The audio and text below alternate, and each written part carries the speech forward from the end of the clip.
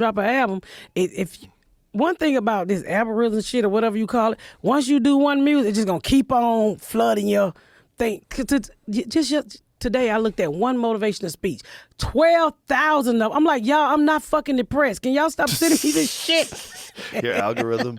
Algorithm, yeah, that's what I'm trying to say. Algorithm. It's just cheering you up. Oh, don't commit suicide. I was like, what the fuck is going on? iPhone, stop listening to me. I wasn't thinking of suicide. I was just looking at a motivational fucking thing, and I got like 1,200 of them. Just every time I stroll is motivational. You can do it. I'm like, I say, phone, leave me the fuck alone.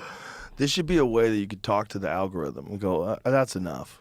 It should be, but enough with the motivation. It was just too much today. I'm like, yeah, I'm going to see Joe Rogan. He about to smoke weed, a good conversation. I don't need this bullshit in my life. The motivational things on YouTube and on Instagram, it's weird that there's such a market for that. And they all say the same shit. Yeah. They say the shit your mom and daddy said, but you rather go buy it on the album. It's the same shit they say at church. It's the same shit your school teacher try to tell you. It's just in a different voice, high voice, low voice, screaming at you, shaking at you. It's the same shit. I think what really works is people. I don't think the motivational stuff works as much as people that are like motivational people.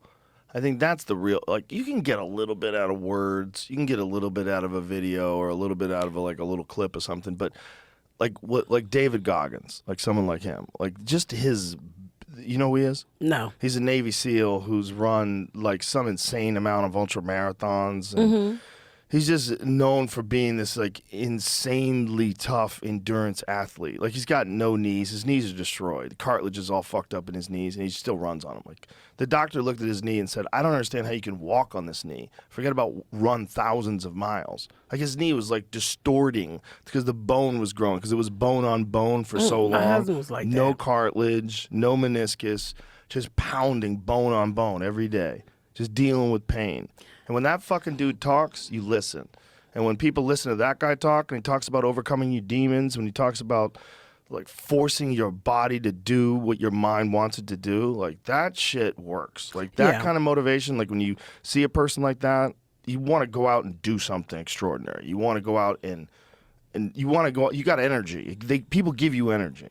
But most of those little like motivational clips, it's just noise. Yeah, I think the things that people do in life, when people feel like you overcame something and they're going through, because I get that all the time. Oh my God, you're such an inspiration. I'm like, I used to say how. I used to say how. How am I an inspiration, y'all? You know, I didn't look at my life at the time the way other people saw me. You know, it was just where I came from. I mean, it was life. I didn't know the world was different until I got in the comedy game and everybody started to say, what? You overcame that? I'm like, you didn't go through that shit? Then I realized the world, everybody didn't experience what I experienced. But where I was from, it was the norm. So now when I tell my story, everybody's like, oh my God, you're such an inspiration. And at first I was like, no, I'm just somebody who went through some shit. But then I realized there's a lot of people out there that need me to tell my story. And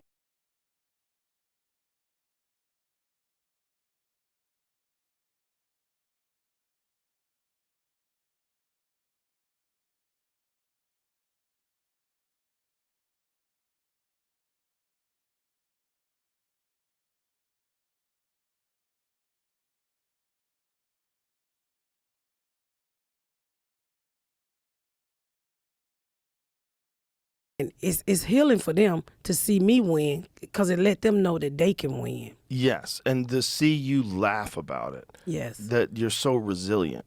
That gives people hope. So that kind of motivation works. Like, someone can see what you've accomplished with your life. And for people who don't know your story is fucking crazy. I mean, it's so crazy from the time you were young, from like what year were you pregnant? How old were you the first time? I got pregnant at 13. I met him at 12. He was 22. I was 12. He was married. I got pregnant at 13, gave birth at 14. Then had another baby at 15 by him. Then got pregnant again at 16, and a caseworker showed me how to get an abortion.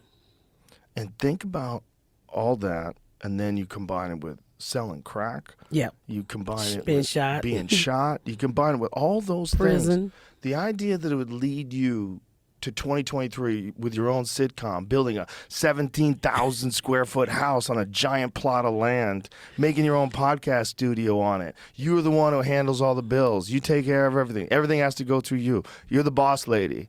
That's wild. That's an amazing inspiration story. Because you were in a terrible place. If you think about a child, like someone getting pregnant at 13 years old, say, what chance does that child have for a happy, healthy, successful life? It's very, very, very low.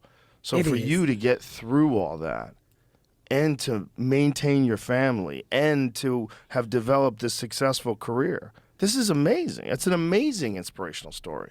That's way better than some bullshit that some fucking con man is just saying on Instagram. Well, I mean, it is amazing. It's amazing.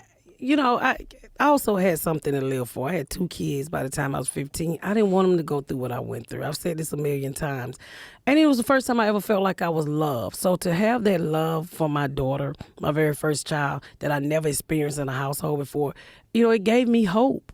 Yeah. I didn't know I was going to end up with all of this in the future. All I ever wanted, Joe, was a family. Fuck everything else. All I wanted was a family. And I got it.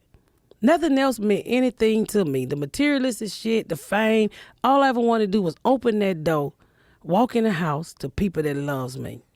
That's beautiful. And I do go home. Even with the kids that I'm raising that my niece left, I get home, oh, Mama is home. Get your goddamn hands off me.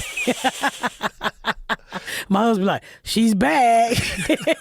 But I know they loves me. Yeah. And they love me. It's nothing fake. I can walk into that house, drop my wig on the floor. I don't have to be Miss Pat. Even my daughter, who hardly comes downstairs, Garyana, she'll look over the bounds and be like, all right, Mama, you're back. Love you. Go back in her room. I don't see her for fucking weeks. That's the one I tell you, stay upstairs all the time. If she don't get no man, I'm going to take her pussy and use it. Because mine be leaking like a 64 Chevy. I'm like, give me your pussy. You going to keep it upstairs all the time warm. Give it to me so I can use it. The beautiful thing is a family is what all you wanted, and you have that. But then the other things that you're doing, I know that's for you, like your career and everything, but it's also for everyone else. Like you're doing this, you provide happiness to so many people.